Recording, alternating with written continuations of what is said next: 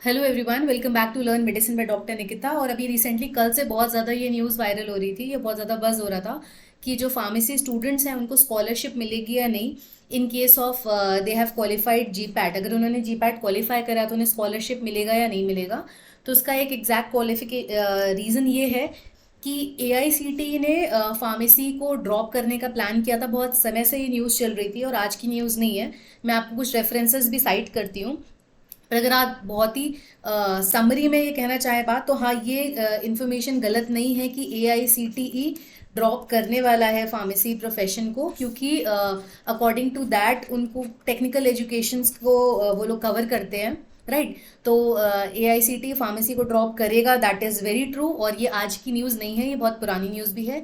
ये एक नोटिस भी सर्कुलेट हो रहा था जिसमें लिखा हुआ है साफ साफ कि एआईसीटी फार्मेसी और आर्किटेक्चर के कुछ प्रोग्राम्स हैं जिनको रिमूव करने वाला है, और इनकी स्कॉलरशिप्स को भी कवर नहीं करेगा जो हायर एजुकेशन के लिए फंड होते थे for all the PG students, right. तो ऑफिशियल ये ऐसे है कि कंफ्यूजन नहीं होना चाहिए इस बात को लेकर कि आप, ऐसा नहीं होगा कि फार्मेसी के स्टूडेंट्स विल बी अनअटेंडेड।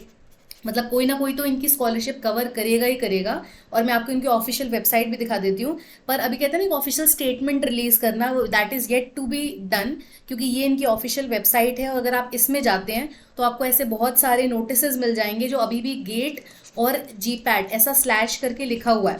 क्योंकि जब से गेट और जी पैट अलग अलग हुआ था, फार्मेसी अलग हुआ था गेट से, तब से जो भी नोटिसेस हैं इसमें 2021-20 इन सारे नोटिस पड़े हुए हैं अभी तक, जिसमें अभी अपडेटेड नोटिस कोई भी रिलीज नहीं हुआ है।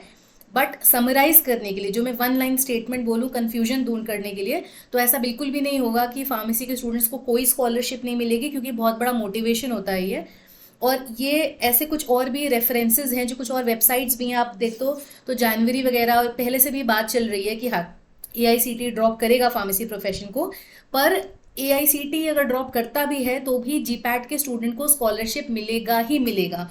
जो उनका अमाउंट था वो वैसा ही रहने वाला है, सिर्फ फंडिंग बॉडी आपकी डिफरेंट हो जाएगी। और ऐसा वेरिएबल होता रहता है, ये कोई पहली बार ऐसा नहीं है कि फार्मेसी के साथ कुछ बहुत बुरा हो रहा है। ऐसा बहुत बार होता है कि आपकी जो गवर्निंग एजेंसीज हैं वो चेंज होती जाती हैं। मतलब कभी कोई स्कॉलरशिप को कोई और फंड कर रहा है, कोई और एजेंसी फंड कर रही है, गवर्नमेंट एजेंसी ही रहती है, सिर्फ फंडिंग बॉडी बदल जाती है। तो दैट इज द सिनेरियो। तो अगर ऐसा होता भी है, एआईसीटी ऑफिशियल स्टेटमेंट रिलीज करता भी है, जैसे इसमें देख रहे हैं हम लोग, ये लेटर ऐसा कह रहा है कि 23-24 ऑनवर्ड्स ऐसा होगा, तो स्टिल ऑफिशियली क्या होना चाहिए, आपके पास ऐसा नहीं होगा कि फंडिंग का कोई लॉस होगा। फंडिंग रहेगी, सब कुछ वैसा ही चलेगा। जो जीपैट क्वालिफाइड है, अगर नाइपर करोगे उसमें भी आपको उनकी भी सेपरेट फंडिंग वगैरह दैट विल बी देयर।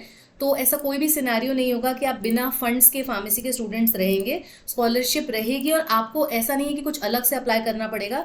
जितने भी लोगों ने जीपैट क्वालिफाई करा है उनके लिए सेम रूल्स वैलिड रहेंगे।